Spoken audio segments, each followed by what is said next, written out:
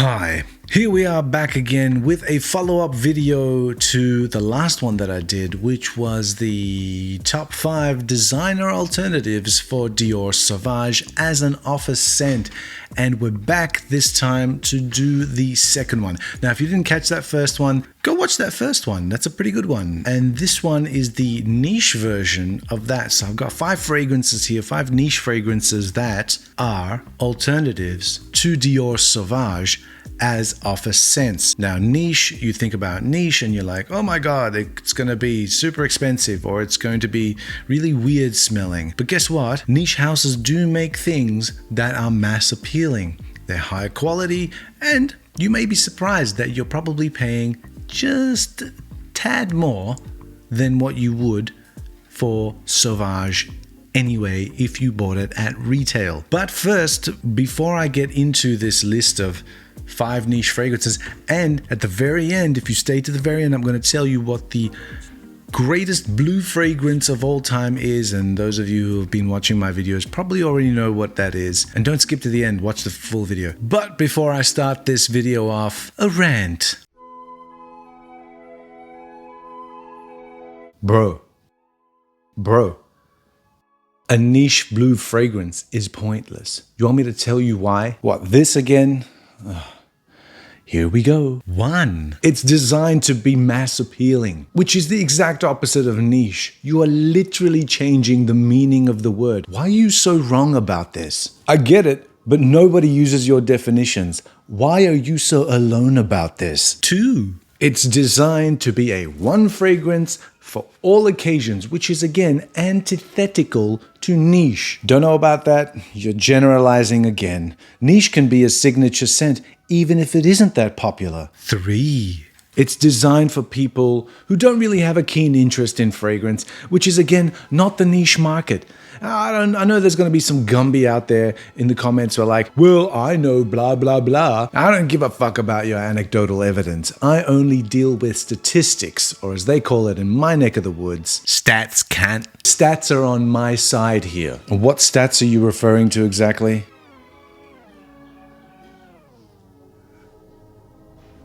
My anecdotes are better than your anecdotes. 4.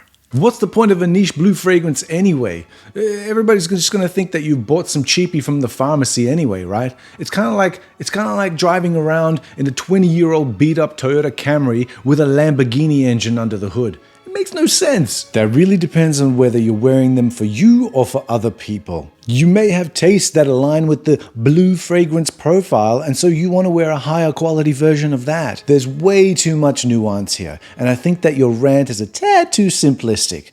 You need to chill out. Have you tried meditation? Serenity now.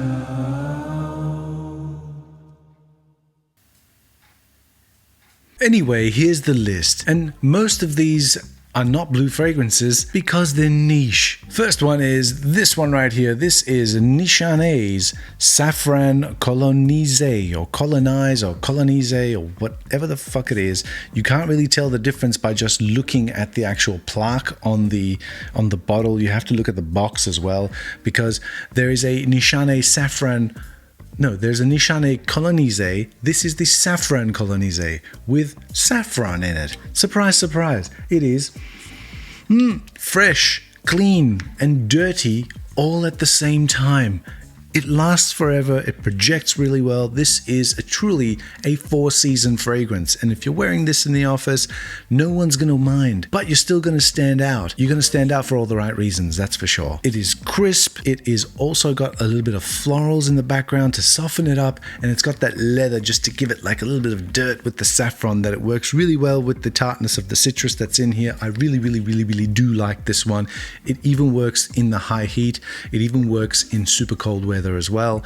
It just works, and in an office this would be ideal and perfect. Nichane's Saffron Colonise. Next one I've got here is a tiny little sample which I've talked about before. This is from Sora Dora, and this one is called Gladiator.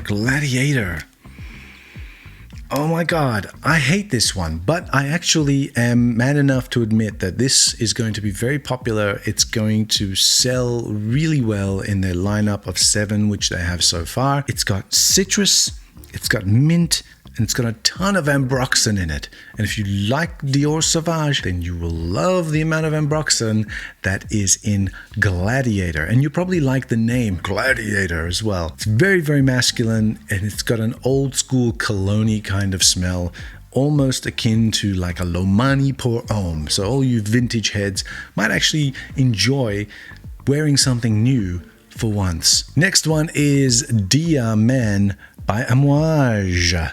I've spoken about this quite a lot recently because I only got it recently, and so as you can see I haven't put that much of a dent in it, but I actually do quite like it.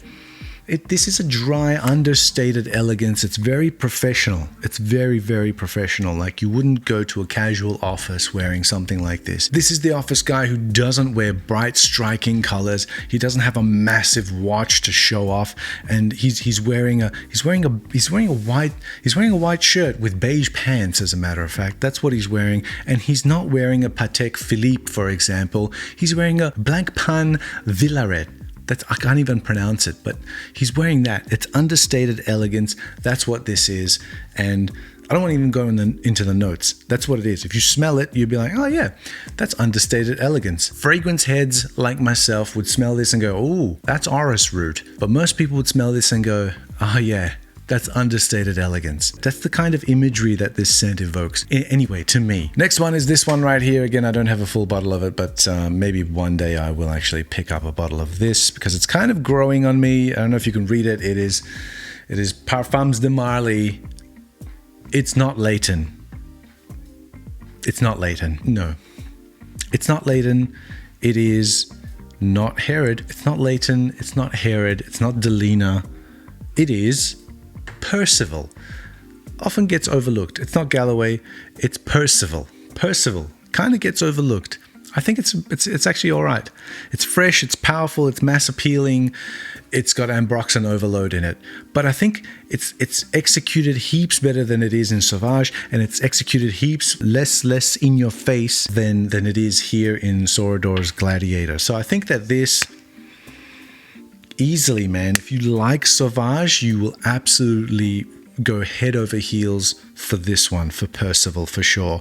Again, with the Parfums de Marly and this kind of, like, you know, the Leighton and why they're so popular is because they're kind of beast mode. This is no different. It lasts all freaking day. It projects quite well as well, and it's more like a higher quality and a better executed designer scent.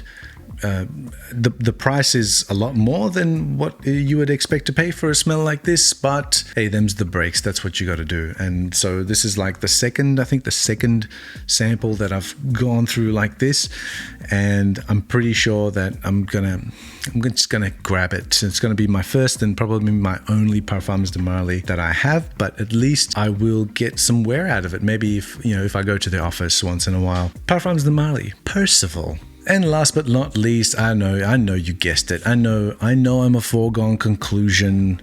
I know. You know this as well. Say it with me. And the last one is the best blue scent on the market at the moment, niche or designer. It is Elysium by Roja Dove, or Roja Parfums. Okay, it's the ultimate blue scent. If price was not a factor, then this would be the only fragrance for anyone who isn't into fragrances. This would be the only fragrance that you would ever need. You would never need to look for anything else because this does everything. It does everything. It even vacuums the floors and cleans the toilets if you ask it nicely. Quality is not an issue. Longevity may be a bit of an issue. Some people say it's great. It hasn't really gone past the 5 or 6 hour mark for me, even if I have oversprayed it. And look, I only got this, what is it now? It's like mid-November. I got this 2 months ago. Look at the usage on this. See that? What's that, like 15% maybe? Something like that. So it's really getting quite a bit of wear. And sometimes I just feel like, yeah, I want to smell like this, and I'm not even going to the office. I might even just be going to the shops, and I really like putting this on. It truly is like a Swiss Army knife of fragrances. It's got quite a bit of everything in it. And the only thing that I think that could make it better is if you didn't have to pay £100 for shipping because you live so bloody far away in Australia. So I guess everybody else in the world, especially in continental Europe and in the UK, you get a pretty good deal on these guys straight from the factory. But like I said, if price wasn't a factor, anybody who wasn't into fragrances and wasn't following the hype would probably buy this. And yes, this has been hyped up a little bit. But really, has it really been hyped up to the point that Sauvage has been hyped up or was hyped up, or Bleu de Chanel or Aventus, as a matter of fact? No, it's not even close, all right? So this is still relatively unknown to people who aren't into fragrances. And I think that if you do get this, you probably don't need anything else. So there you go. That's the list. That's the 5 niche alternatives for anyone who wants to move past Dior Sauvage and maybe try something else, try smelling like something else, and move past the designer world, maybe move into the niche world a little bit, but not really go head over heels into it. So this is sort of like a slight baby step away from designer into niche without too much of wallet hurting activities, except maybe for the Roja. Oh, actually, the Amouage is pretty expensive if you buy it retail as well. So is the Parfums de Marly. So is the Soradora. Oh, maybe this video wasn't the best idea. Let's just say price is not a factor. And go with that. And as always, thanks for watching.